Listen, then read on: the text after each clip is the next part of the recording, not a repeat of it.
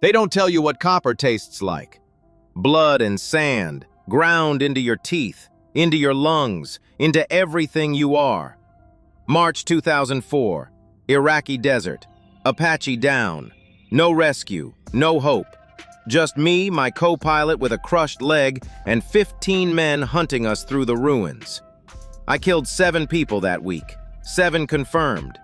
The Army gave me a medal for it. This is what survival actually looks like. Raw, brutal, honest. Subscribe if you want stories that don't lie to you. Missy oxygen mask tastes like rubber and old sweat. 7 hours into this patrol, and the Apache's turbines drone on, a steady metallic heartbeat that's supposed to be comforting. Supposed to. Instead, it's the sound of a ticking clock, counting down to something I can't name yet. My hands are slick inside the flight gloves. Not from the heat, though, Christ, even at 15,000 feet, the Iraqi sun finds ways to cook you, but from that particular breed of sweat that comes when your body knows something your brain hasn't figured out yet. Viper 2, this is Overlord. Confirm coordinates of search zone. The voice crackles through my helmet, tinny and distant. I glance at the GPS readout, the green numbers swimming slightly. Need to blink more, stay hydrated. All those briefing room platitudes that don't mean shit when you're on your 7th sortie in 3 days. Overlord, Viper 2, grid November Whiskey 7325. Visual on convoy, possible 3 BTRs, maybe 4. Stand by for confirmation. My voice sounds steadier than I feel. 7 years in the cockpit and you learn to make your voice do what it needs to do, regardless of what's happening in your gut. Tommy Reyes shifts in the gunner seat behind me. I can feel the vibration through the airframe when he moves, adjusting the TAADS targeting system. Good kid. 26. Got a wife back in Colorado Springs who sends him care packages with homemade cookies that taste like cardboard by the time they arrive, but he eats them anyway because she made them. Scott, you seeing this fuel gauge? There it is. That edge in his voice. Not panic. Tommy doesn't panic. But concern. The kind that makes the hair on your neck stand up. I scan the instrument panel. Everything's green. Oil pressure nominal. Engine temps in the envelope. Fuel showing normal. 40 minutes of flying time, give or take.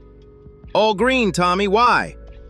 I don't know, man. The needle jumped. Just for a second. I tap the gauge with one gloved finger. Old habit. Stupid habit. Like tapping will fix a hydraulic fuel sensor. Probably just a glitch. These birds have been flying hard. Everything rattles. But I'm watching it now. Watching it the way you watch a suspicious vehicle on a convoy route. Waiting for it to do something that confirms what your gut's already screaming. The metal taste is back in my mouth. That's the dehydration. 3 days of MREs and bottled water that's been sitting in the sun. Your body starts breaking down at the edges, little pieces falling off that you don't notice until you're already compromised. Below us, the desert scrolls past. Endless. From up here, it looks peaceful, biblical almost. The kind of landscape where prophets went to talk to God. Down there, it's 110 degrees, and the sand gets into everything. Your gear, your weapon, your lungs, until you're coughing up mud. I can see the convoy now. Tommy was right. 4 BTRs moving fast along what used to be a highway before the bombing started. Black smoke trailing from one.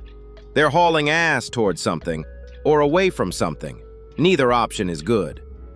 Overlord Viper 2, confirmed 4 BTRs heading north en route Tampa, approximate speed 40 clicks. One vehicle appears damaged. Request clearance to engage if hostile action observed. Static. The pause always feels longer than it is.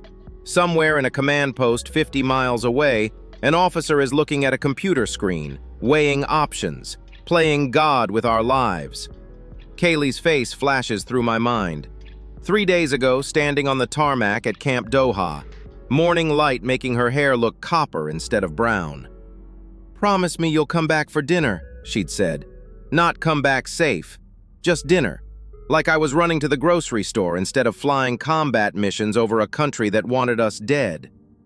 I'd kissed her, tasted her chapstick. Cherry. "I promise," I'd lied. "Viper 2, Overlord. Negative engagement at this time. Maintain surveillance. Report any... The instrument panel explodes with red. Not literally, but every warning light I've got starts screaming at once. The master caution, the fuel caution, the hydraulic pressure indicator dropping like a stone thrown off a cliff. "Scott!" Tommy's voice cuts through the sudden chaos. The turbine pitch changes, not much, just enough to tell me something's fundamentally wrong in the guts of this machine. "Fuel gauge dropping! Fast!" I'm already scanning. Main tank, auxiliary. The numbers are bleeding away like someone opened a vein. 300 gallons, 250, 200. We didn't burn that. No fucking way we burned that in the last 30 seconds. What the hell? We couldn't have used 300 gallons since... Fuel critical. Fuel critical. The automated warning system has a woman's voice, calm, professional, telling you you're about to die with the same tone someone uses to announce boarding for a delayed flight. My hands move before my brain catches up. Checklist, emergency procedure, fuel leak protocol, find the malfunction, isolate it, compensate. Except there's nothing to compensate. The leak, if it's a leak, is catastrophic. We're hemorrhaging fuel from somewhere I can't see, can't fix, can't stop. Overlord, this is Viper 2, critical fuel emergency. I repeat, critical fuel emergency, requesting vector to nearest LZ. The control stick vibrates under my palm. Wrong vibration. Not the normal hum of hydraulics and turbines. This is rougher, angry. The helicopter is telling me it's dying. Static answers, broken syllables. Copy, negative, sandstorm, losing. Sandstorm. They're breaking up. There's a sandstorm between us and the command post, chewing up our radio signal, turning our lifeline into garbage. Overlord, do you copy? Overlord! Nothing. Just the hiss of atmospheric noise and the howl of wind against the fuselage. Scott! Tommy's voice is tight. He's young, but he's flown enough to know what this means. Left engine temps climbing. She's overheating. I can feel it now.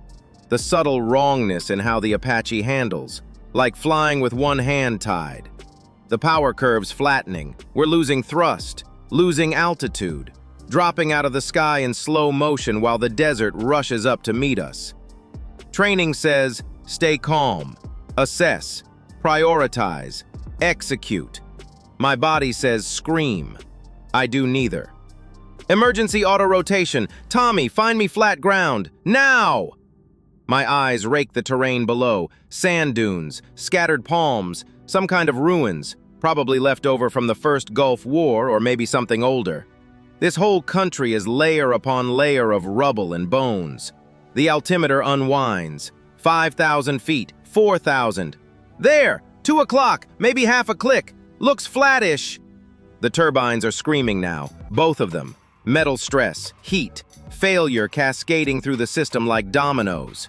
I pull the collective, trying to arrest the descent, but the hydraulics are sluggish, fighting me. The stick feels like stirring concrete. 3,000 feet. The ground is close enough to see details now. Tire tracks, a burned-out truck, rocks that will shred us if we hit wrong. Kaylee, God, Kaylee, I'm sorry. 2,000 feet.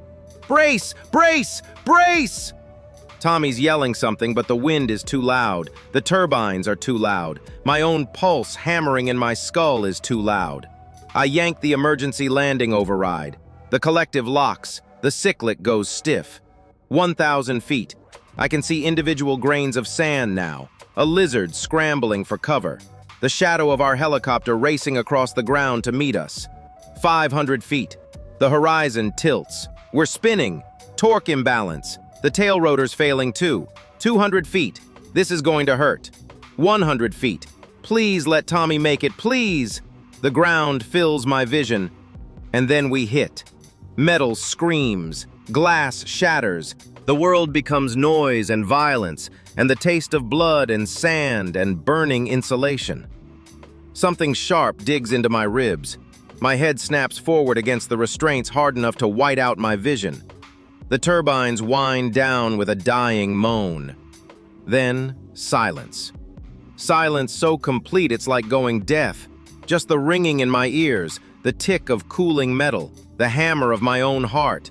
And somewhere, very far away, A dog barking. I'm alive. I don't know if that's a good thing yet. Blood tastes like copper pennies. That's the first thing I register. Copper and sand, gritty between my teeth, coating my tongue like I've been chewing on the desert itself. My eyes won't focus. Everything's doubled, tripled, swimming in and out like I'm looking through water. Blink. Blink again. The world stabilizes, sort of. Smoke. That's the smell. Acrid chemical. Burning wiring, melting plastic. And underneath it, sharper, meaner, aviation fuel. JP8. The smell that means fire's coming if it's not already here. I try to move. My body doesn't want to cooperate. Right leg, okay, that works. Pins and needles, but functional. Left leg, Christ, that hurts. But the pain is dull, distant, like it's happening to someone else. Ribs scream when I breathe. Cracked, maybe. Broken, probably. Head feels like someone's driving nails through my temples. Tommy. My voice comes out a rasp, throat full of dust and smoke. I turn my head, movement costs me, sends fresh waves of agony through my neck, and see him slumped in the gunner seat. Blood on his face. A lot of it.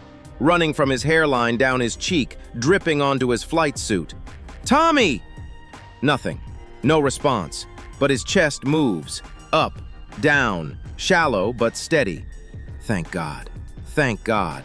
I fumble with my harness, fingers thick and clumsy in the gloves. The release catch is jammed, twisted from the impact. I yank harder and something gives with a metallic snap. The straps fall away. Getting out of the seat is like moving through mud. Everything hurts. Everything protests. My right hand finds the canopy release, or what's left of it. The plexiglass is spiderwebbed, fractured into a million pieces held together by the laminate. One good shove and it falls away, clattering onto the sand below. Heat hits me like a physical wall. The Iraqi sun, unfiltered now, baking everything it touches. Must be 110, 115. The kind of heat that makes you stupid if you're not careful. Makes you make mistakes. I half fall, half climb out of the cockpit. My boots hit sand and I stumble, catch myself against the fuselage. The metal is already hot enough to burn through my gloves. I pull back, look around. We're down. That much is obvious. The Apache sits at a twisted angle, tail boom cracked, landing gear collapsed on one side. Behind us, a long gouge in the sand where we skidded, plowed through the desert like a farmer's blade through dirt. Around us, nothing.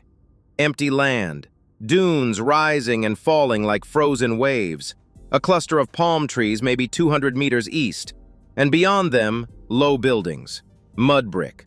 Ruins maybe, or just structures so old they look ruined even when they're not. Smoke rises from one of them, not from us. From a cooking fire, maybe. People. That could be good. That could be very, very bad. I force myself back to the helicopter. Tommy first. Get Tommy out. The gunner canopy is harder to open, the frame's bent.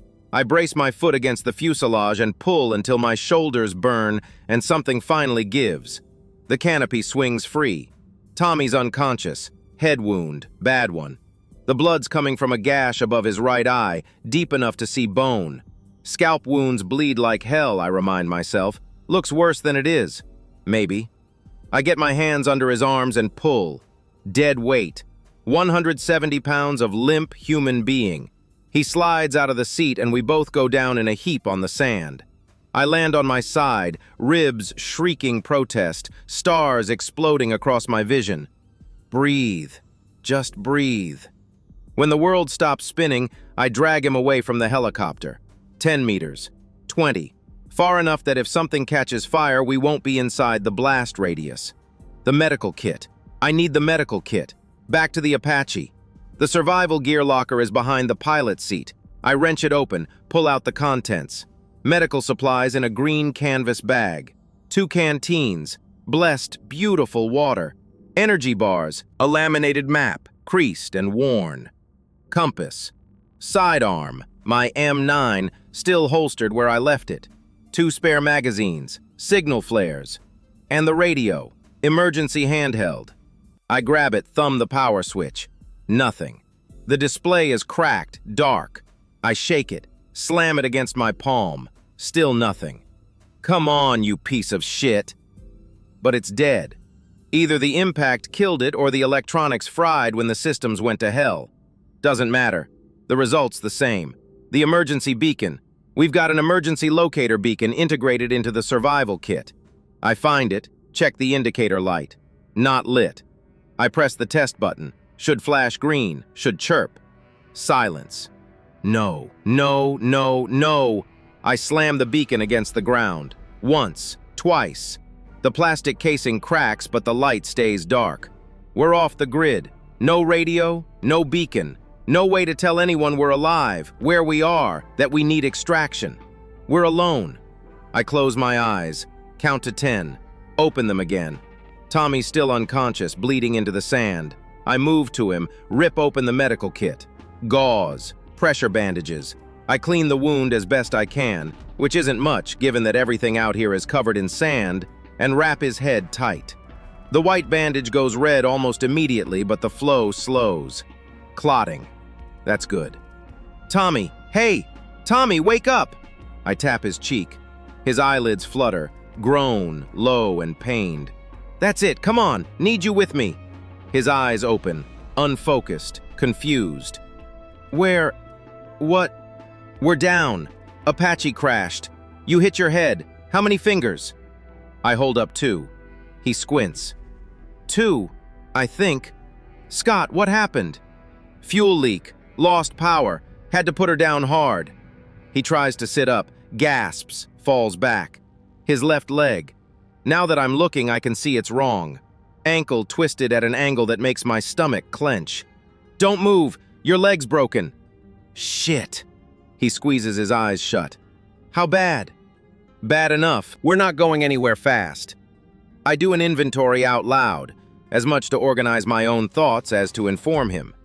2 liters of water, 6 energy bars. Map, soaked through with something, probably fuel, the details smeared and illegible in places. Compass still works. Pistol, 46 rounds total, 3 signal flares, and no way to call for help. Okay, Tommy says, voice tight with pain. Okay, SEER training. Survive, evade, resist, escape. We find water, find shelter, wait for search and rescue. Yeah, but I don't say what we're both thinking. Search and rescue has to know where to look. And if the beacon's not transmitting, if the last they heard from us was 50 miles from here during a sandstorm, how long before they find the crash site? How long before they find us? Tommy must see it in my face because his expression hardens. They'll come looking. They won't leave us out here. Yeah, I say, and I almost believe it. A sound cuts through the heat shimmer. Faint, distant, mechanical. I freeze. You hear that? Tommy nods, pain forgotten for a moment. We both listen. Engines. Multiple engines. High-pitched whine. Motorcycles, maybe. Or dirt bikes. And they're getting closer. I grab the binoculars from the survival kit, scan the horizon. There, 3 figures kicking up rooster tails of sand, coming from the direction of those buildings, coming toward the crash site. Locals, Tommy whispers. Yeah. Friendly? I watch them through the lenses. Can't make out details at this distance, but they're armed. I can see the silhouettes of rifles strapped across backs. Probably not. In Iraq, in 2003, armed locals fall into a few categories. Farmers protecting their land, militia, insurgents. The odds of running into the first category are not good. We need to move, now. Scott, I can't. I know, I'll help you. I get Tommy's arm over my shoulder, my arm around his waist. He's heavy. The sun beats down like a living weight. The gear bag with our supplies drags at my hand. Everything conspires against forward motion, but we move anyway. 50 meters to the ruins. Might as well be 50 miles. The motorcycle engines are louder now. I don't look back, can't afford to. Just concentrate on the next step. And the next. Tommy's gasping. Each step jars his broken leg, and I can feel him shaking, trying not to scream. Almost there. Almost! The ruins resolve as we get closer. Old mud brick walls, partially collapsed. Windows like empty eye sockets. Probably predates Saddam, maybe predates Christ for all I know. This land has been eating empires for 5,000 years. We stumble through a gap in the wall into shadow that feels like salvation. I lower Tommy against a wall, prop him up. His face is gray beneath the blood and sand. Through a crack in the wall, I watch the motorcycles reach the helicopter. 3 men, 20s, maybe 30s. Civilian clothes, but not farmers. Too clean, too well fed. The rifles are AK-47s, standard, ubiquitous, deadly. They're talking, gesturing at the wreckage. One of them pulls out a radio, not military, looks commercial, and speaks into it. I can't hear the words, don't need to. He's calling someone, reporting the crash. More will come. The second man starts circling the Apache, peering inside the shattered cockpit, looking for survivors, for us. The third one stops, crouches. He's found something in the sand, our tracks, the drag marks where I hauled Tommy away from the helicopter. He stands, points toward the ruins, toward us. They start walking, all 3 of them. AKs unslung now, held ready across their chests. I pull the M9 from its holster, check the chamber, round loaded, safety off. Tommy's watching me. His eyes are clear now. Pain has a way of focusing you. "How many rounds you got?" he whispers. 46! And there's 3 of them. "Yeah, I can't run." "I know." "Scott, shut up." I move to the gap in the wall, position myself in shadow where I can see out but they can't see in. The 3 men are 30 meters away now. 25, 20. One of them says something in Arabic. The others laugh. Nervous laughter. They're keyed up. Adrenaline. They found a downed American helicopter. That's a prize. Bragging rights. Proof for the propaganda videos. Or maybe they're just scared kids with guns who don't want to die today. Doesn't matter. Can't matter. 15 meters. I line up the sights on the lead man's center mass. Breathe in. Breathe out. My finger rests on the trigger. 1.5 pounds of pressure. That's all it would take. 10 meters. And then the world detonates. The explosion is massive, deafening. A column of fire erupts from the sand between the 3 Iraqis and the ruins, 50 feet high, orange and black and angry. Mine. Old mine. Gulf War vintage. Buried in the sand, waiting patiently for a decade to do what it was made to do. The lead man disintegrates. Just gone. Vapor and red mist. The other 2 are thrown backward, tumbling through the air like rag dolls. They hit the ground and don't move. The shockwave hits the ruins a second later, rattling the walls, showering us with dust and small stones. Then, silence. Except for the ringing in my ears. Except for Tommy breathing hard beside me. Except for my own heartbeat trip hammer fast. I wait. 5 seconds. 10. Watching the 2 bodies in the sand. One of them moves, pushes himself up on his hands and knees, stumbles to his feet, swaying. His weapon's gone. He's disoriented, probably deaf, definitely hurt. The other one is moving too, slower, crawling. The standing one says something, shouts it, can't hear him, can't hear anything except the ringing. He fumbles at his belt, pulls something out, another radio. I don't think, just react. The M9 bucks in my hand. Once, twice. The first round catches him in the chest. He spins. The second hits somewhere, shoulder, maybe neck, and he goes down. The one still crawling starts scrambling faster now, away from the ruins, away from me. He's heading for one of the motorcycles that somehow survived the blast, lying on its side 20 meters away. I aim, exhale, squeeze. Click, missed. The round kicks up sand 2 feet to his left. He reaches the motorcycle, gets it upright, kicks the starter. I fire again. The round sparks off metal. The engine catches. He twists the throttle, and the bike roars to life. I fire 3 more times as he accelerates away, weaving through the dunes. But the range is too great, the target too fast, my hands too unsteady. He disappears over a rise, engine whine fading. Gone. I lower the pistol. My hands are shaking, not from adrenaline, from the realization of what just happened. That man will reach whoever he was calling. He'll tell them, "Downed American helicopter, 2 survivors, armed, holed up in the ruins." And they'll come, in force. I turn back to Tommy. He's staring at me, eyes wide. "How long?" he asks quietly. "Until they come back?" "Yeah."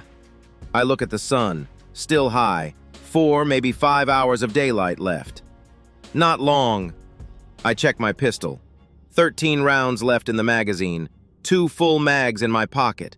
41 rounds total now, against however many they send. Tommy reads my expression. "We're fucked, aren't we?"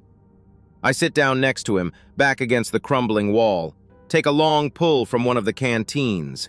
The water's already warm, tastes like plastic, but it's the best thing I've ever drunk. I offer it to Tommy. He drinks, wipes his mouth. "We're not fucked," I say. "Not yet." In the distance, I can hear them. Engines. More of them this time. Trucks, not motorcycles. Diesel rumble carrying across the empty land. They're coming. I check my watch. 14:37 hours local time. Sunsets at 1900. 4.5 hours until dark. If we can survive that long, maybe we have a chance. If. The diesel rumble grows. Not constant. Stopping. Starting. They're searching. Systematic. Methodical. I crawl to the gap in the wall, peer through. 2 trucks. Soviet era. Probably ZIL-157s, workhorses from the 60s that somehow keep running in this desert hellscape. Canvas-covered beds. Can't see how many inside, but if they pack them full, could be 15 men. 20. They've stopped at the crash site. Men pile out. I count 8, 10, 12. More still coming. Some in military uniforms, old Republican Guard maybe. Others in civilian clothes. Mismatched gear. Mixture of AKs and older weapons. A few have RPGs slung across their backs. Not regular army.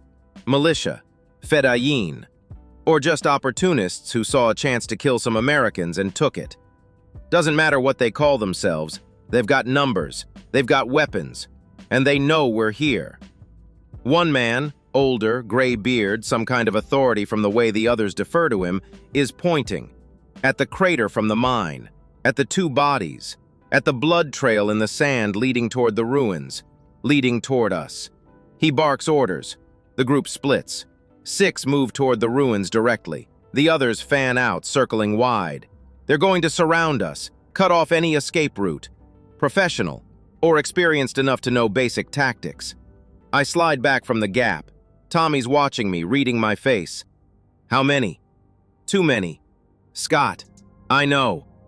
I move through the ruins, checking sight lines. The structures may be 30 meters across. 4 walls, mostly intact on the north side, collapsed to rubble on the south. 2 window openings on the east wall. 1 doorway on the west, partially blocked by fallen stone. Defensible. Barely. Against 6 or 8, maybe. Against 20? With 41 rounds? The math doesn't work. "Tommy, listen to me." I crouch next to him. "I'm going to draw them off. You stay here. Stay quiet. When it's dark..." "Bullshit." "Tommy, I said bullshit." His voice is hard despite the pain. "You walk out there alone, you're dead in 30 seconds. Then they find me and I'm dead in 60. At least here we've got cover. Walls. A choke point. You can't even stand. Don't need to stand to pull a trigger." He reaches for the AK I took off the dead Iraqi. His hands shake, but his grip is firm. "I can shoot. Put me where I can see the door." I want to argue. Want to tell him he's wrong. But the engines are closer now. We're out of time for better plans. I drag him to the corner opposite the main doorway, prop him up so he's got a clear line of fire across the entrance. Stack some rubble around him. Not much protection, but better than nothing. "Short bursts," I tell him. 3-4 rounds max. AK climbs if you hold the trigger. "I know how to shoot." "I know you do." I move to the window opening on the east wall. Best sight line to the approach. I stack more rubble, create a firing position low to the ground. Hard to see from outside, harder to hit. The EM9 feels small in my hand. 41 rounds against 20 men. I do the math again. 2 rounds per target. That's 20 rounds. Leaves 21 for mistakes, for misses, for the ones who don't go down the first time. It's not enough. It's what we've got. I check my watch. 14:42 hours. The sun's still high, baking everything, turning the ruins into an oven. Sweat runs into my eyes. Salt sting. I wipe it away with my sleeve. The truck engines shut off. Sudden silence. Just the wind. Just my breathing. Just the blood pounding in my ears. Then voices. Arabic. Shouting. Coordinating. Getting ready. A new sound cuts through. Metallic scrape. I know that sound. Someone's chambering around in an RPG launcher. Get down! I drop flat. Tommy curls into himself. The rocket announces itself with a shriek, supersonic howl. It hits the north wall 10 feet above my head. The explosion is enormous in the confined space. Pressure wave slams down like a fist. Stone and dust shower down. Something heavy crashes where I was crouching 2 seconds ago. My ears ring. Everything muffled, distant, like being underwater. Through the dust, movement. The assault starting. 3 men rush the doorway, silhouettes in the dust cloud. I fire. The M9 barks 3 times. The lead man drops. The second stumbles, hits somewhere non-vital, keeps coming. Third leaps over the first body. Tommy's AK erupts, the distinctive rattle of automatic fire. The second man goes down hard, chest torn open. The third spins, returning fire wildly, bullets sparking off stone. I put 2 rounds in his center mass. He falls backward through the doorway. Silence again. Except for the ringing. Except for someone screaming outside. Wounded. Maybe dying. I check my magazine. 8 rounds left. Drop it, slam in a fresh one. 15 rounds plus 1 in the chamber. You hit? I call to Tommy. No, you? No. 35 rounds left total. 3 men down. 17 still out there, minimum. The math is getting worse. More voices outside. Angry now. Scared. They weren't expecting resistance. Thought it would be easy. 2 wounded pilots, no fight left in them. Surprise, motherfuckers! Something flies through the window opening. Small, dark, pins already pulled.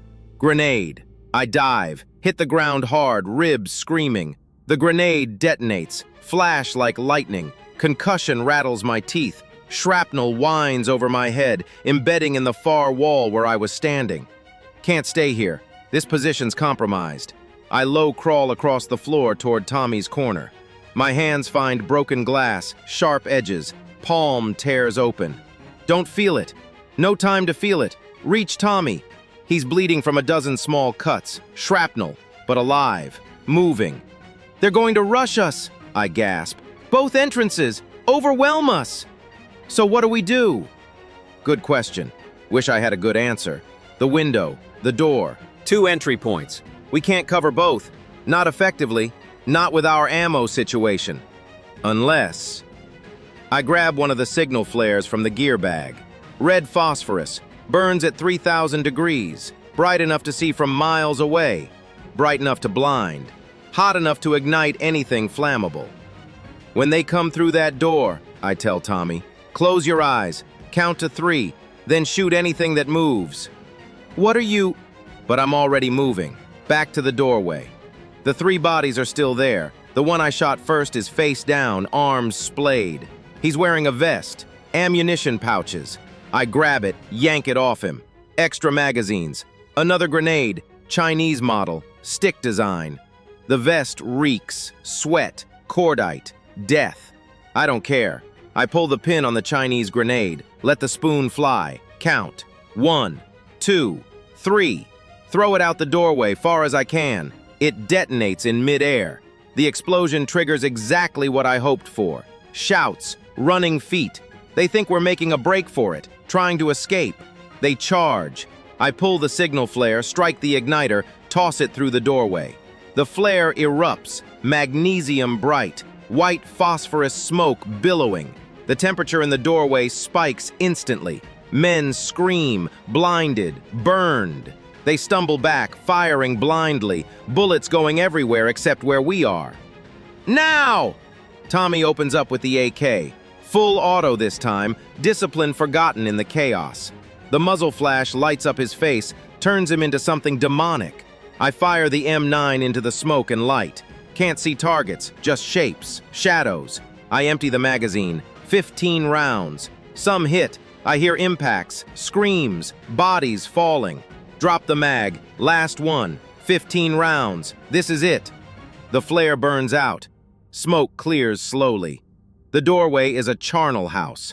4 more bodies, maybe 5. Hard to tell where one ends and another begins. We've killed 7 men, maybe 8. And we're down to 15 rounds in my pistol and whatever Tommy has left in the AK. Magazine check, I rasp. Tommy ejects his mag, looks at it, looks at me. 10 rounds, maybe 11. 25 rounds total, against maybe a dozen men still outside. The wounded man outside has stopped screaming, bled out probably, or someone put him out of his misery. I check my watch. 14:51 hours, 9 minutes since the RPG hit. Feels like hours. 4 hours and 9 minutes until sunset. Forever. Tommy's reloading the AK with shaking hands when the second RPG hits. This one doesn't miss. Dead center on the east wall. The explosion is catastrophic. The wall doesn't just crack, it disintegrates. 1,000-pound blocks of ancient mud brick reduced to dust and fragments. The shock wave lifts me off my feet.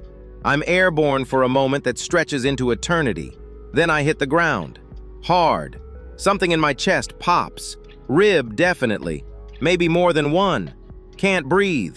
Lungs won't work. Mouth opens and closes like a fish drowning in air. Through the dust, through the ringing in my ears, I hear Tommy yelling my name. Can't answer. Can't breathe. Finally, air. Ragged gasp that sends fresh pain lancing through my chest. Another breath. Another. Vision clears. The east wall is gone. Just gone. We're exposed. Completely exposed. They can see us. We can see them. And they're coming. All of them. Final push. They've had enough of this. They're going to end it.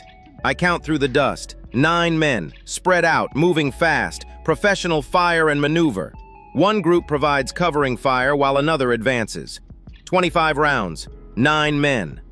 I pull myself behind what's left of a support pillar. Tommy's still in his corner, somehow untouched by the blast. He raises the AK, aims. Tommy, make every shot count. He nods, squeezes the trigger. One of the advancing men drops, headshot. Clean, beautiful. The others scatter, take cover behind dunes, rocks, whatever they can find. Stalemate, temporary. They're 40 meters out, 35, 30, walking their way closer with each bound. I lean around the pillar, fire twice, miss both times. The M9's accurate to 50 meters, but I'm shooting at running targets with cracked ribs and a concussion. 27 meters. One of them pops up, sprays automatic fire at us. Bullets chew into the pillar, showering me with stone chips. I flinch back, fire blind, 3 rounds. Hear a cry. Hit someone. Don't know how bad. 10 rounds left. 8 men left, maybe 7. 20 meters. Tommy fires. The AK clicks empty. I'm out! Take this! I throw him the M9. He catches it one-handed. Warrior. The last signal flare. I grab it, strike it, don't throw it, hold it. The heat is instant, agonizing. My glove starts melting, don't care. 15 meters. I stand up, fully exposed, holding a 3,000-degree torch in one hand. My other hand reaches for the last Chinese grenade on the vest. The fighters see me. Aim! But they hesitate, just for a second. Confused. What is this crazy American doing? That second is all I need. I pull the pin, let the spoon fly, count. 1. Step into the opening where the wall used to be. 2. Throw the grenade straight at the closest group. 4 men clustered behind a low rise. 3. Drop flat, cover my head. The grenade detonates, screams. Not men dying, men hurt, maimed, trying to crawl away from the horror their bodies have become. Tommy fires the M9. Single shots, controlled, professional. Each round finds a target. 3 shots, 3 men down, 4 men left. I'm up, running, through the gap, into the open, no plan, no strategy, just momentum and fury and the absolute certainty that if we stay in these ruins, we die. The flare is still in my hand, burning, smoking. I see a fighter bringing his AK around. Swing the flare at his face. He screams, drops the weapon, claws at his eyes. Someone tackles me from the side. We go down together, rolling in the sand. He's on top, younger than me, stronger, hands around my throat. The world dims at the edges, tunnel vision. His face fills my sight, scar on his left cheek, brown eyes wide with fury and fear. My hand finds the knife on my belt. Survival knife, 4-inch blade. I drive it up into his armpit, soft tissue, no bone. The blade goes into the hilt. His eyes go wide, wider. Blood pours from his mouth onto my face, hot, copper. He tries to speak, can't. He falls to the side, twitches, goes still. I'm up, staggering. 3 fighters left. They're running, not toward me, away, broken, routed. Tommy's voice behind me. Scott! Scott! I turn. He's in the doorway, holding himself up with one hand on the frame. The M9 in his other hand, barrel smoking. We did it, he says, voice somewhere between laugh and sob. We fucking did it! I look around. Bodies, 12, 13, more than we thought, less than there could have been. Blood everywhere. Theirs, mine, Tommy's, all mixing together in the sand until you can't tell who bled what. The 2 trucks are still there, 50 meters away, engines cold, keys probably still in them. Can you walk? I ask Tommy. Can I walk? Scott, my leg is... Can you walk? He looks at me, understands. We can't stay here. The men who ran will bring more, and more, until they overwhelm us or we run out of ammunition. We have to move, now. I can walk, he says. I get under his arm again. We limp toward the trucks. Each step agony for both of us. My ribs, his leg. Doesn't matter. Motion is life. Stopping is death. We reach the first truck. I pull open the driver's door, keys dangling from the ignition. Thank you, God. Thank you. I heave Tommy into the passenger side, climb behind the wheel. The engine turns over on the second try. Diesel clatter, rough idle, but it runs. I drop it into gear. No idea where we're going, just away, west, toward the sunset, toward the border, toward hope. The truck bounces across the desert, suspension gone, shocks blown. Every bump sends fresh pain through my chest. Don't care. We're moving. We're alive. In the rearview mirror, the ruins recede. The bodies, the crashed Apache, everything we fought for, bled for. Tommy's head lolls against the window, eyes closed, breathing shallow. Stay with me, I tell him. Tommy, stay with me. His eyes crack open. He looks at me, tries to smile. Where are we going? Good question. I check the gas gauge, quarter tank. Maybe enough for 50 miles, maybe. The sun's lower now, orange, painting the desert in shades of amber and rust. Beautiful if you've got time to appreciate it. We don't. West, I say. We're going west. Behind us, rising dust.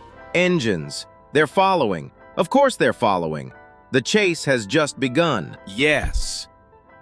The truck shudders over another dune, airborne for a heartbeat before crashing down hard enough to rattle my teeth. The steering wheel jerks in my hands, trying to tear itself free. I grip tighter, knuckles white, and aim for what looks like flatter ground ahead. Behind us, the dust cloud grows. 2 vehicles, maybe 3. Hard to tell through the haze and the cracked side mirror that shows more rust than reflection. Tommy's face is gray, waxy, the kind of gray that means shock setting in. Blood loss. His makeshift bandage is soaked through, fresh red seeping down the side of his face, dripping onto his flight suit. How you doing? Stupid question, but you ask anyway, because silence means giving up. Been better. His voice is thin, reedy. Been worse, too. Remember that time in Fallujah when... He stops, coughs, grimaces. Save your breath. Breathing's all I got left to save.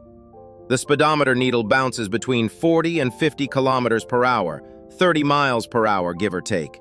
The truck's old, the suspension's shot, and the terrain is hell on wheels, literally. Every rock, every rut threatens to snap an axle or blow a tire. But the pursuing vehicles are gaining. Newer trucks, better maintained, faster. The math is simple and brutal. They'll catch us in 10 minutes, maybe 15 if we're lucky. Need to change the equation. Ahead, the desert rises into a series of low hills, rocky outcrops, wadis cutting through like scars. Terrain too rough for vehicles. We'll have to go on foot. Tommy, listen. See those hills? He opens his eyes, follows my gesture. Yeah, that's where we're going. We ditch the truck, move on foot. Scott, I can barely... I know, I'll carry you if I have to. You can't carry me, not with your ribs. Watch me. The truck crests a rise and suddenly the landscape opens up. A wadi, 30 feet deep, snaking through the hills like a dry riverbed, which is exactly what it is. Flash floods carved this centuries ago. Now it's just sand and rock and dead things. Perfect. I wrench the wheel left, following the wadi's edge, looking for a way down. There. A slope, steep, but not vertical. I point the truck at it. Hang on! The truck pitches forward. For a moment, we're falling, gravity pulling us down. Then the front wheels hit, the shocks compress with a tortured squeal, and we're bouncing down the slope in a barely controlled slide. Rock scrapes metal, the undercarriage screams, something breaks with a sharp crack that I feel through the frame. But we make it. The truck lurches to a stop at the bottom of the wadi, engine still running, listing to one side. I kill the engine. Silence, except for the tick of cooling metal and our ragged breathing. Out! Now! I grab the gear bag, what's left of our supplies. 1 canteen, 3 energy bars, compass, the AK-47 with whatever rounds are left in the magazine, need to check that. Tommy's got the M9, 7 rounds last count. We're down to single digits in ammunition. Against how many? Don't think about it. I get Tommy's arm over my shoulder again. His weight nearly takes me down. The broken ribs shriek protest. Feels like someone's driving hot nails through my chest with every breath. Move anyway, because the alternative is dying here. We stagger along the wadi, moving west, staying low. The rock walls on either side provide cover, concealment. Can't see us from above unless you're right on the edge looking down, but they know where we went. They saw the truck disappear into the wadi. They're coming. 50 meters, 100. Every step costs. Tommy's dead weight now, barely conscious, feet dragging. My legs are trembling, muscles screaming for oxygen, for rest, for mercy. 200 meters. Behind us, engines. They've reached the wadi. The sound echoes off the walls, amplified, impossible to tell exactly where it's coming from or how close. An overhang. There, on the north wall, rock jutting out like a shelf, creating a hollow space underneath. Not a cave, just shadow and stone. It'll have to do. I drag Tommy into the darkness, lay him down as gently as I can. His head lolls, eyes flutter open. Where are we? Somewhere they won't look, if we're lucky. Never been lucky. First time for everything. I position myself at the edge of the hollow, partially concealed by a boulder. The AK in my hands. Check the magazine. 11 rounds, plus 7 in the M9. 18 rounds total. The engines grow louder, echoing, reverberating, then stop. They're on foot now, hunting. Voices carry in the wadi, Arabic, sharp commands, responses. They're organizing, splitting up to search both directions. How many? I risk a glance. 4 men visible. 2 heading our direction, 2 going the other way. Could be more in the trucks, could be reinforcements coming. Doesn't matter. Deal with what's in front of you. The 2 heading our direction are maybe 100 meters out, moving slowly, carefully. Weapons up, scanning. They've done this before. They know trapped animals are most dangerous. 90 meters. I check Tommy. He's unconscious again, probably for the best. If this goes badly, better he doesn't see it. 80 meters. My hands are steady. That surprises me. After everything, the crash, the firefight, the chase, my hands should be shaking. But they're not. Muscle memory, training. the body doing what it's been taught to do while the brain screams in the background. 70 meters. I can see them clearly now, both young, early 20s maybe. One has a mustache, the other's clean-shaven. Clean-shaven is carrying an AK. Mustache has an RPK, a light machine gun. Squad automatic weapon. If he sees us, we're done. That RPK puts out 600 rounds per minute. He'll cut through our cover like it's paper. 60 meters. They're talking, casual, almost conversational, like they're looking for lost keys, not enemy soldiers. 50 meters. One of them, mustache, lights a cigarette. The other says something. They both laugh. 40 meters. My finger rests on the trigger. The front sight is centered on Mustache's chest. I exhale slowly, steadily. 30 meters. They stop. Mustache takes a long drag, the cigarette end glowing bright orange in the fading light. He says something, points ahead. They both start moving again. 25 meters. Clean-shaven is looking at the ground, following tracks. Our tracks. Drag marks where I hauled Tommy. Clear as highway signs if you know what you're looking for. And he knows. He says something sharp, alert. Both men bring their weapons up. Ready. 20 meters. Mustache scans left, right, up. Getting closer to our position with each sweep. 15 meters. I hold my breath. The AK is heavy in my hands. The stock pressed tight to my shoulder. Sight picture clear. 10 meters. Clean-shaven looks straight at the overhang, at our hiding spot. His eyes widen. He opens his mouth to shout.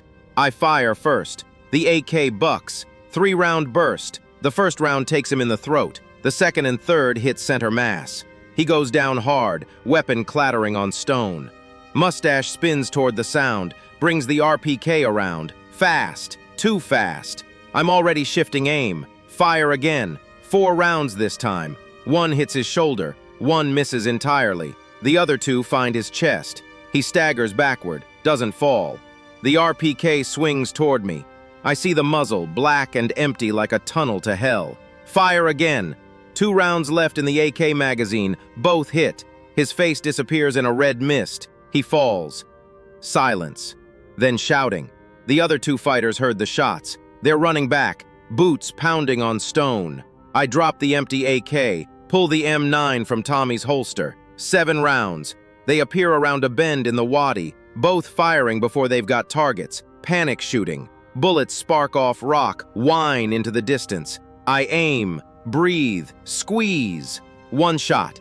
The lead fighter clutches his stomach, goes down on his knees.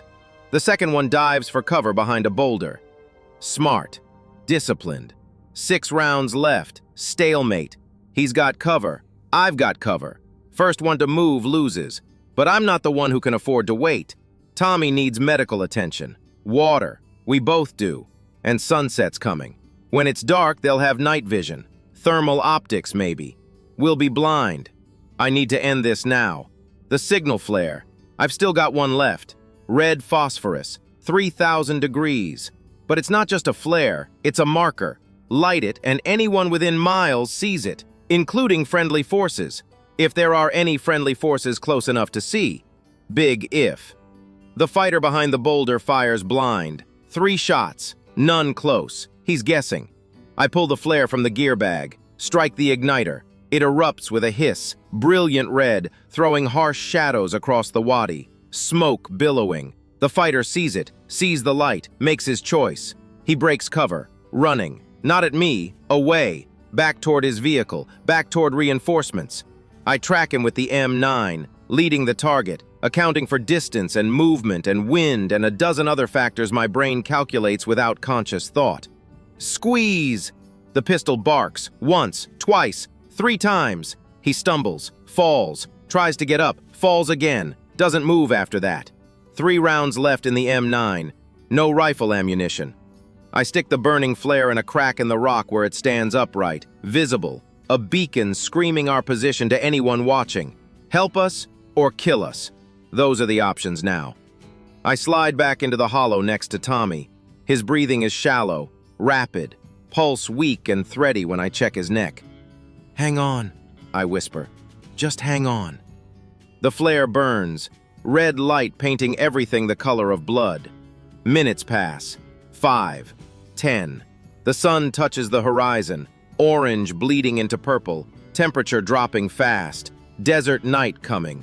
I'm shivering. Shock, maybe? Blood loss, dehydration, exhaustion, all of the above. The flare sputters, burns lower. A sound cuts through the twilight. Turbines. I freeze. Listen. There. Growing louder. Multiple aircraft. Apaches? Blackhawks? Please, God, let them be ours. The flare dies. Darkness complete for a moment. Then the first stars appear, brilliant in the clear desert sky. The turbine sound is directly overhead now, hovering. Spotlight stabs down, sweeping the wadi. Harsh white light, blinding after the dark. It finds the bodies. The abandoned truck sweeps closer, finds us. I raise my hands, slowly, empty, no weapon visible. Friendlies! I scream it, raw throat, desperate. Friendlies! Don't shoot!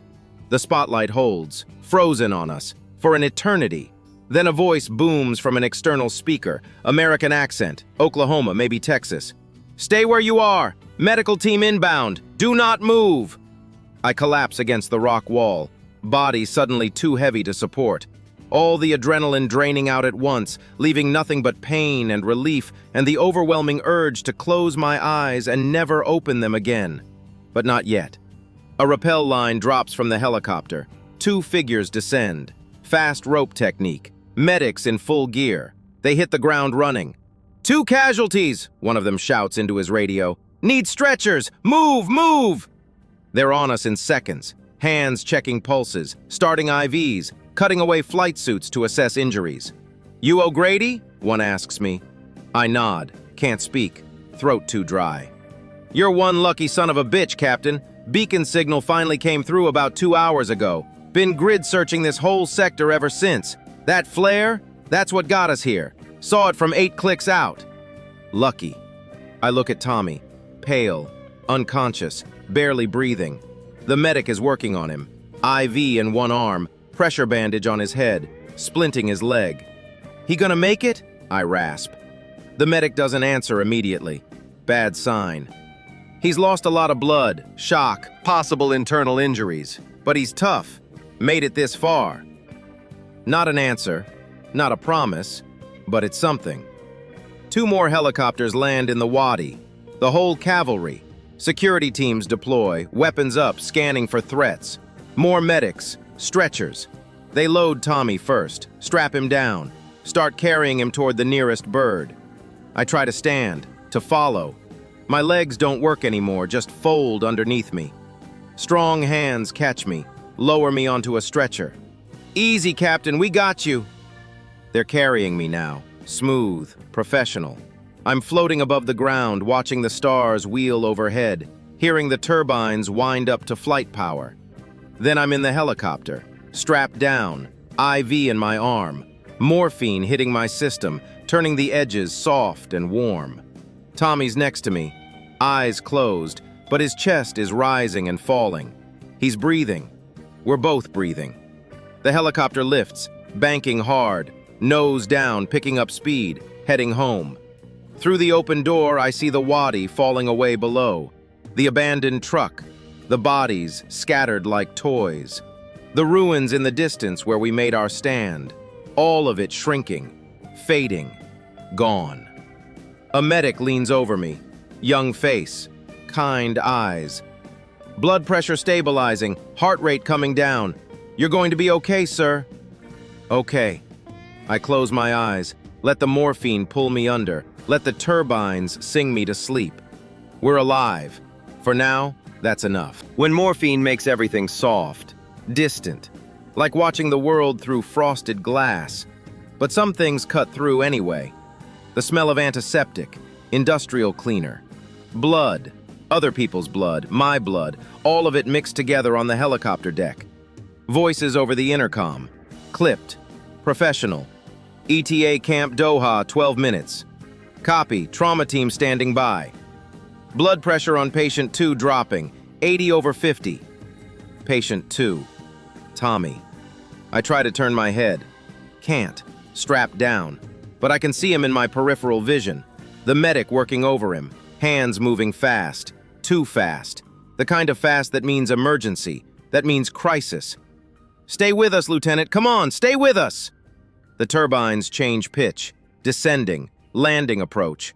Through the door, lights, bright, harsh, Kuwait, civilization, safety. The helicopter touches down with barely a bump. Professional pilots, done this 1,000 times. Doors slide open, more people, gurneys waiting, a whole medical team in desert camo and latex gloves. They take Tommy first, always the more critical patient first. That's protocol, that's triage. His gurney disappears through a door marked Trauma 1. The door swings shut behind him. Then they're rolling me. Ceiling lights passing overhead in a rhythm that matches my heartbeat. Turn left, turn right, push through double doors. "Captain O'Grady, can you hear me?" A woman's voice. Doctor from the authority in her tone. "Yeah." My own voice sounds like gravel, like I've been eating sand, which I have been for the last however many hours. "I'm Dr. Khalili. You're at the field hospital, Camp Doha. You've sustained multiple injuries. We need to assess you. Can you tell me where it hurts?" "Everywhere." She doesn't smile. More specific. "Ribs, left side, chest, hard to breathe." "Okay, we're going to get some x-rays. Check for internal bleeding." "You did good, Captain. You're going to be fine." But I'm not listening anymore, because through the wall I can hear voices, urgent voices, from the next room, from Trauma 1. "Pressure's still dropping. Where's that O-neg? We need it now!" "Pupils are unresponsive. Possible cranial bleed. Get neurosurgery down here." Tommy. They're losing Tommy. I try to sit up. Straps hold me down. A nurse, young, male, built like a linebacker, puts a firm hand on my shoulder. "Sir, you need to stay still." "My co-pilot, Tommy, I need to..." "He's in good hands. Best trauma team in theater. You need to let them work." But the voices keep coming through the wall, filtered, muffled, but clear enough. "Starting compressions." "No." "Get the crash cart." "No, no, no." "Clear." The distinct electrical whine of a defibrillator, the thump of discharge. Then nothing. Again, charge to 300. "Clear." Another thump. Longer pause this time. "We've got sinus rhythm, he's back." I exhale. Didn't realize I'd been holding my breath. Dr. Khalili is back, looking at a chart. She catches my expression. "Your co-pilot?" "Yeah. He's critical but stable now. They're moving him to surgery. Cranial bleed, needs pressure relief. But he's young, strong, got a good chance." Good chance.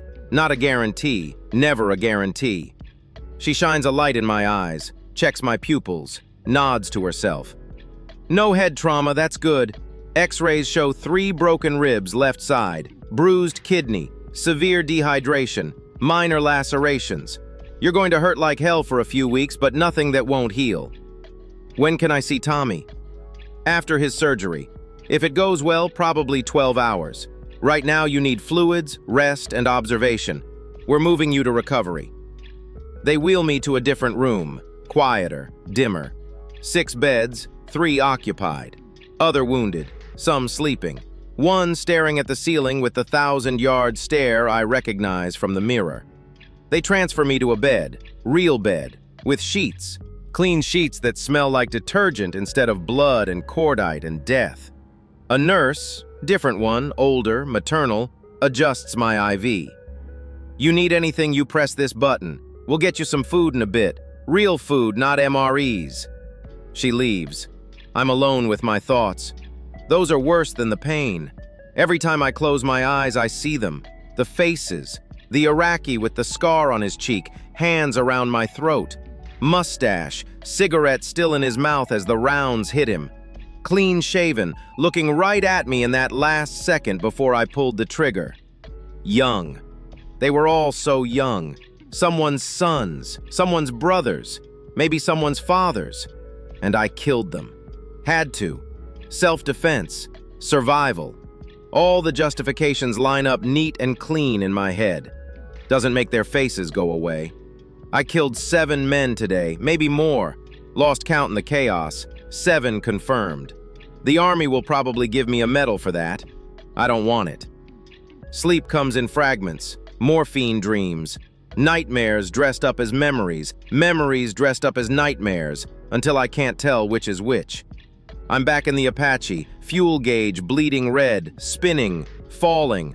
I'm in the ruins, firing at shadows that keep coming, never stop coming. I'm in the wadi, watching Tommy's face go gray, watching the light fade from his eyes. I wake up gasping, soaked in sweat, heart hammering.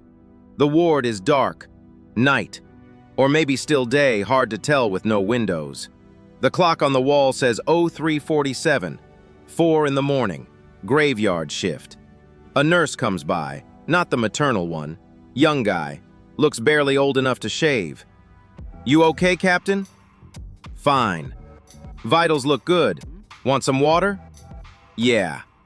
He helps me drink. The water is cold, clean, perfect. I drain the whole cup. "Your co-pilot made it through surgery," he says. "Critical but stable.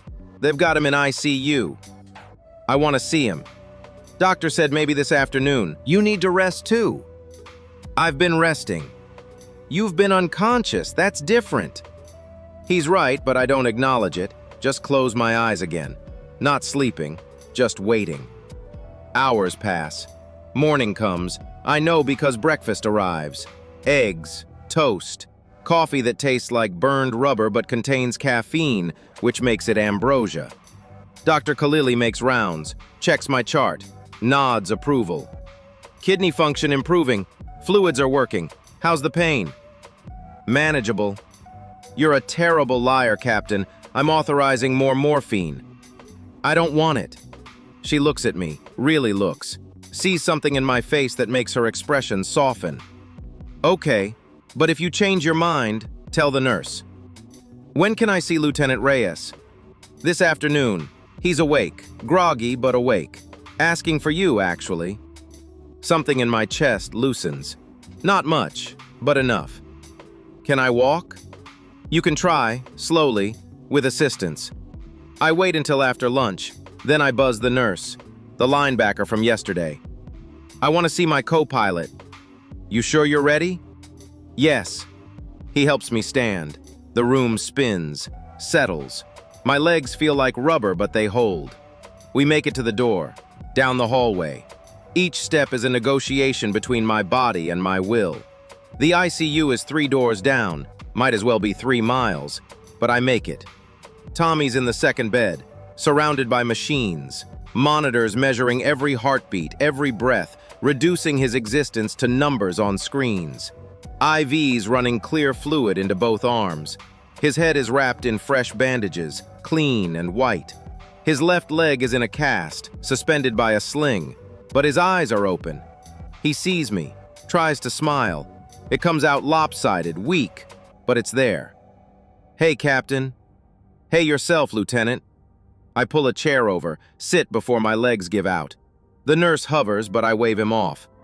Tommy and I sit without speaking for a minute, just breathing, just being alive.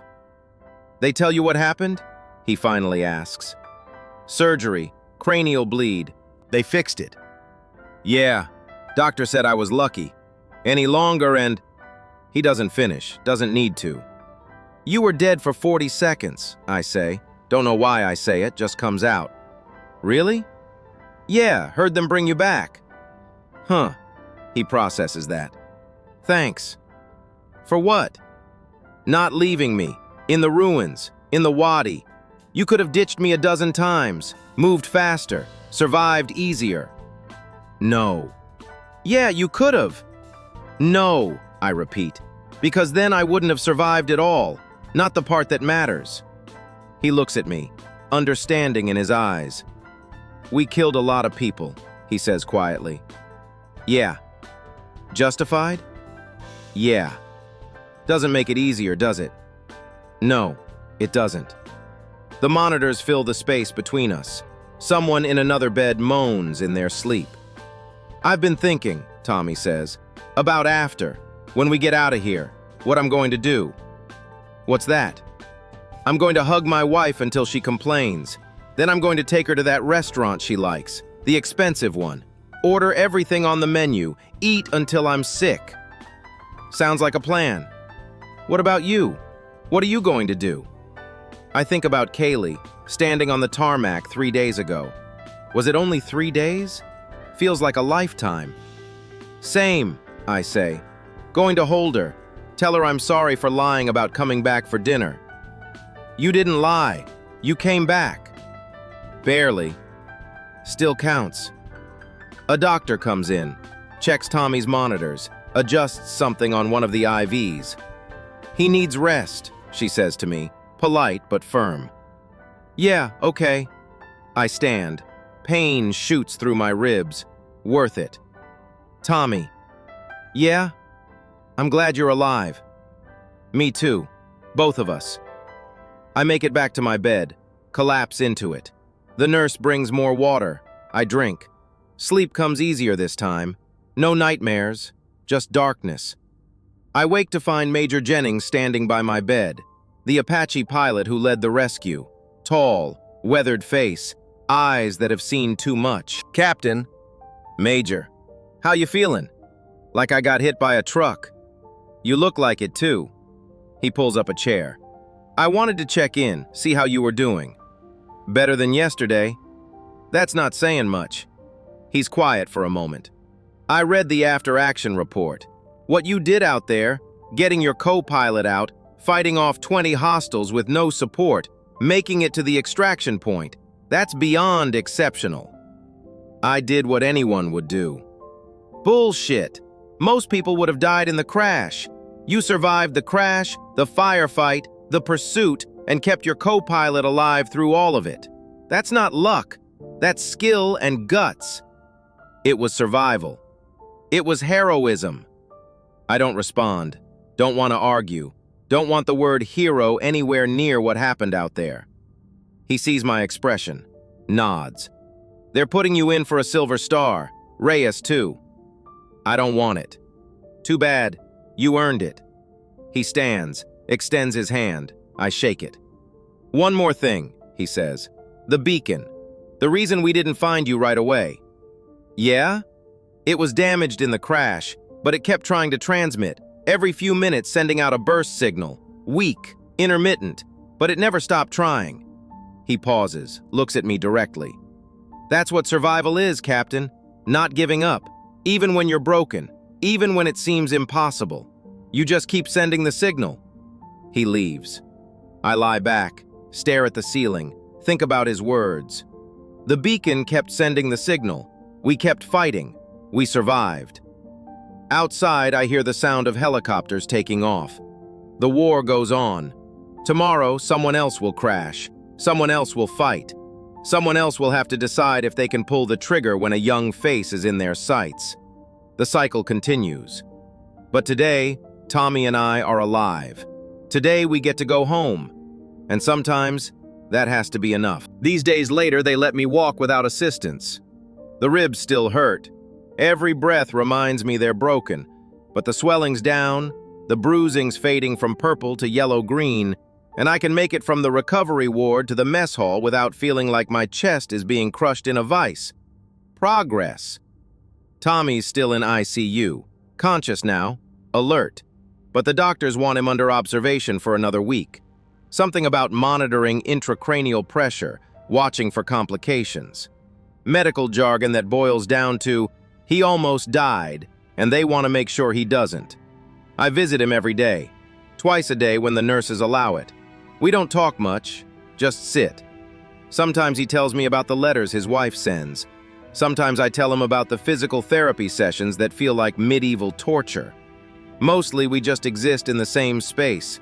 Two people who went through hell together and came out the other side changed. On day 8, Kaylee arrives. I'm in the rec room when someone tells me there's a visitor. I turn around and she's there, hair pulled back, eyes red from crying or not sleeping or both, wearing jeans and a Stanford sweatshirt I bought her 3 years ago. She doesn't say anything, just walks straight to me and wraps her arms around me and holds on like I might disappear if she lets go. I hold her back, careful of the ribs, but tight enough that she knows I'm real, solid. Here. She's shaking. Or I'm shaking. Maybe both. I thought... Her voice cracks. They said you were missing. 3 days, no contact, no beacon. I thought... I know. Don't ever do that again. I'll try. She pulls back, looks at me, really looks, takes in the bandages, the bruises, the way I'm holding myself to protect the ribs. You look like shit, Scott. Yeah, I've been told. She laughs. It comes out half sob, half genuine amusement. God, I missed you. Missed you too. We find a quiet corner. Sit. She holds my hand like she's afraid it'll evaporate. I tell her everything. Not the sanitized version. Not the hero story the PR people will eventually write. The real version. The fear. The violence. The faces of the men I killed. The moment I thought Tommy was dead. The moment I thought I was dead. She listens. Doesn't interrupt. Doesn't tell me it's okay or that I did what I had to do. Just listens. When I'm done, she squeezes my hand. I'm glad you're alive, both of you. That's all that matters. But it's not all that matters. We both know it. There's the part that doesn't heal. The part that stays in the Iraqi desert even after your body comes home. The part that wakes you up at 3 in the morning, heart racing, reaching for a weapon that isn't there. We sit in silence for a while. Comfortable silence. The kind only shared between people who know each other deeply enough that words are optional. What happens now? She finally asks. Medical evaluation, debriefing, probably some kind of investigation, standard procedure when there's combat casualties, then home eventually. How long? Month, maybe 2, depends on Tommy's recovery. She nods. I can wait. I know you can. You're good at waiting. I've had practice. Day 12. They moved Tommy out of ICU into a regular recovery room. Same ward I'm in, 2 beds over. His wife arrives the next day. Sarah. Red hair, freckles, laughs too loud and cries too easily. She takes one look at Tommy, bandaged and casted and pale, and bursts into tears. Then she kisses him so hard the nurse has to remind her he's still healing. The 4 of us, me, Kaylee, Tommy, Sarah, spend the afternoon together, talking about anything except the desert, except the war, except what happened. Sarah brought cookies, homemade. They actually taste good this time because they're fresh. We eat them all. Tommy eats 4. His appetite's coming back. Good sign. That night, after Kaylee and Sarah leave, Tommy and I are alone in the darkened ward. Other patients sleeping. Just the glow of monitors and the soft beep of machines. You ever regret it? Tommy asks suddenly. Regret what? Not leaving me.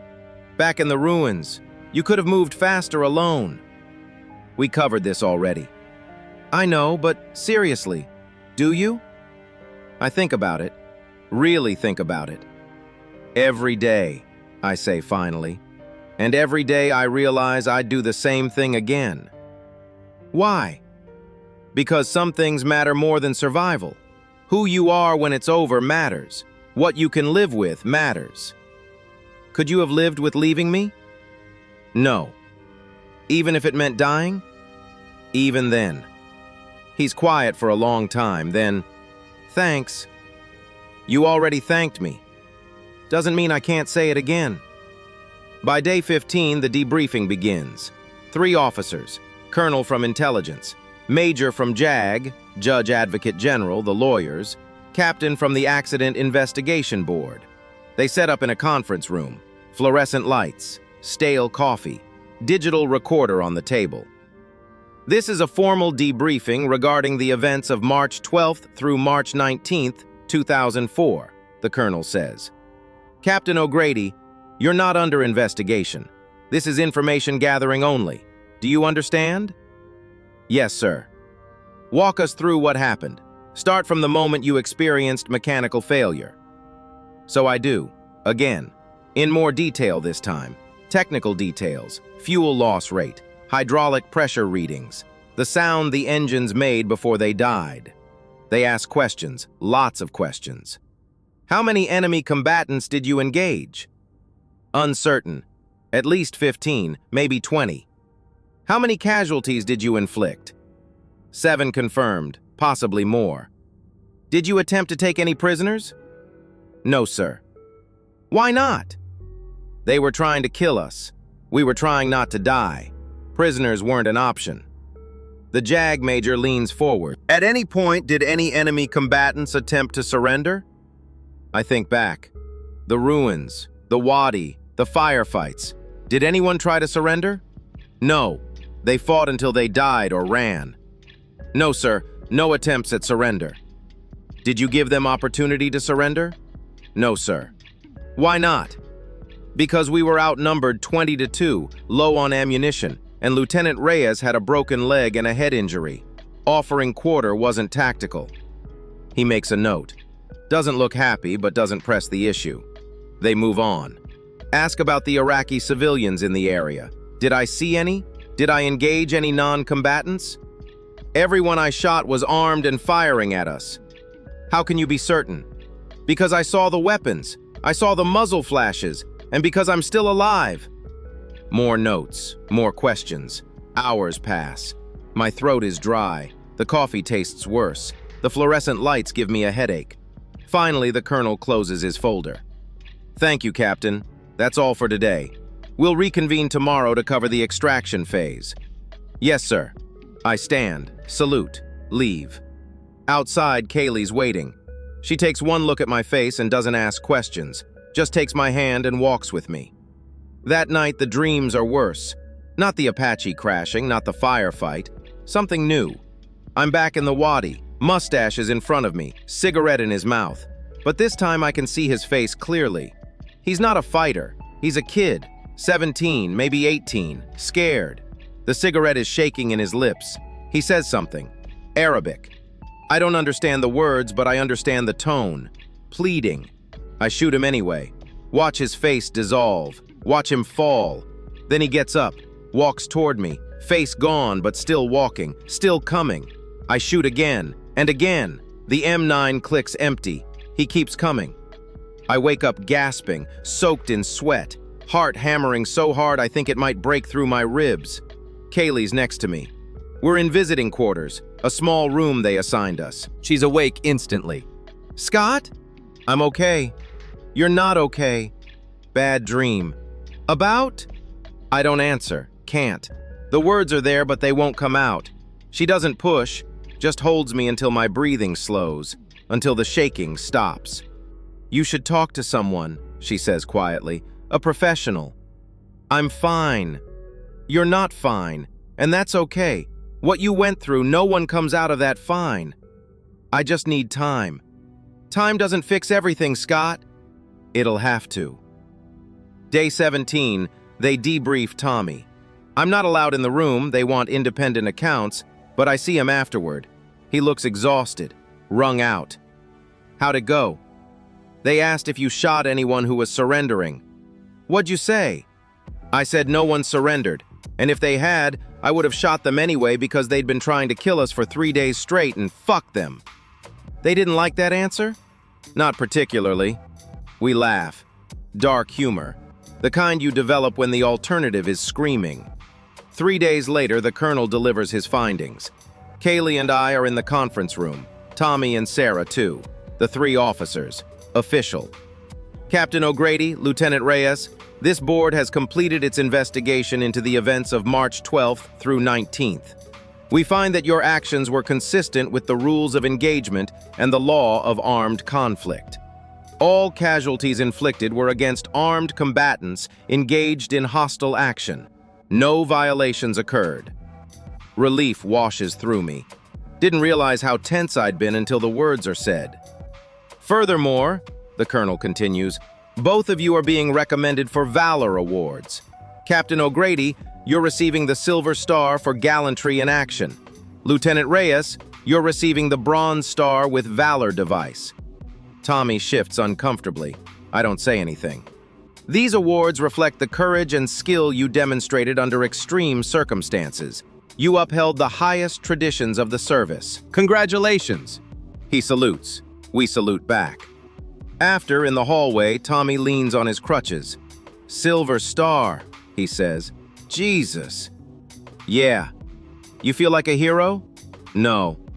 "Me neither. Feel like a guy who got lucky and killed a bunch of people who were trying to kill him. That's all it is. Survival dressed up in ceremony." "Your wife proud?" I glance at Kaylee. She's talking with Sarah, smiling, but I can see the shadow behind her eyes, the fear that it could happen again, that next time I might not come back. She's proud I'm alive. That's the only thing worth being proud of. Day 28, they discharge me. Medical clearance, fit for light duty, no flying for 6 weeks minimum. Tommy's staying another week. His leg needs more time, but he'll be stateside by mid-April. The night before I leave, we sit on the roof of the hospital building, watching the stars, Kuwait City lights on the horizon, helicopters coming and going from the airfield. "What are you going to do?" Tommy asks. "When you get home?" "Don't know. Hold Kaylee. Sleep in a real bed. Try to forget." "Think you can? Forget?" "No." "Me neither." Silence. A helicopter passes overhead. Apache, on patrol. Someone else's mission now. "I killed 7 men," I say suddenly. The words have been sitting in my chest like stones. 7 that I know about, maybe more. I know. They were someone's sons, someone's brothers. They had lives, families, futures. They tried to kill us. I know. So why do you feel guilty? Because killing someone, even when it's justified, it takes something from you, changes you. And I don't know if I like who I am now. Tommy doesn't respond right away, thinks about it. "I don't think you're supposed to like it," he finally says. "The guys who enjoy killing, they're the ones you worry about. The fact that it bothers you means you're still human." "Doesn't feel human." "No, it feels like war, and war's never been human." We sit until the desert cold drives us inside. Until tomorrow comes, whether we're ready or not. The next morning, Kaylee and I board a transport to Germany, then stateside. Home. But as Kuwait falls away below, as the desert shrinks to nothing and the blue water of the Gulf appears, I realize something. Part of me is still out there, in the ruins, in the wadi, in the moment between seeing a face and pulling the trigger. That part of me will always be there. The war came home with me, and it's never leaving.